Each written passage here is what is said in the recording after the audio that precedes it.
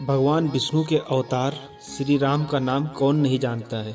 रामायण महाकाव्य के रचयिता महर्षि वाल्मीकि ने अपने ग्रंथ में लिखा है कि भगवान श्री राम के दैनिक सनातन धर्म की आत्मा कहे जाने वाले सभी गुण विद्यमान हैं। भगवान राम को पुरुषों में सबसे उत्तम पुरुष अर्थात मर्यादा सर्वोत्तम भी कहा जाता है। आइए जानते हैं भगवान राम से जुड़ी कुछ रोचक तथ्यों के बारे में। त्रेता युग में जन्मे भगवान श्री राम अयोध्या के महाराजा दशरथ के सबसे बड़े पुत्र थे। लक्ष्मण, भरत, शत्रुघ्न राम के भाई थे।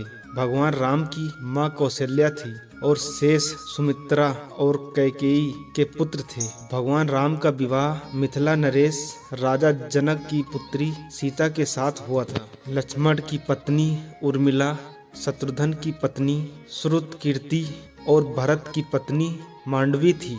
विवाह के पश्चात भगवान राम को राजा दशरथ ने रानी कैकेयी के कहने पर 14 वर्ष के लिए वनवास भेज दिया, क्योंकि एक वचन के अनुसार कैकेयी राजा दशरथ से कुछ भी मांग सकती थी। तो रानी कैकेयी ने दासी मंदोदरी के उकसाने पर भरत को अयोध्या का राजा बनाने और राम को वनवास देने की इच्छा जताई और पिता की आज्ञा का पालन करके भगवान राम सीता और लक्ष्मण के साथ वन की ओर चले गए। ब्रह्मा, विष्णु तथा महेश में से भगवान विष्णु ने संसार की भलाई के लिए कई अवतार लिए हैं। भगवान विष्णु द्वारा कुल 10 अवतार लिए गए, जिनमें से भगवान राम 7वें अवतार माने जाते हैं और यह अवतार भगवान विष्णु के सभी अवतारों में से सबसे ज्यादा पूजनीय माना जाता है। भगवान श्री राम के बारे में महर्षि वाल्मीकि द्वारा अनेक कथाएं लिखी गई है।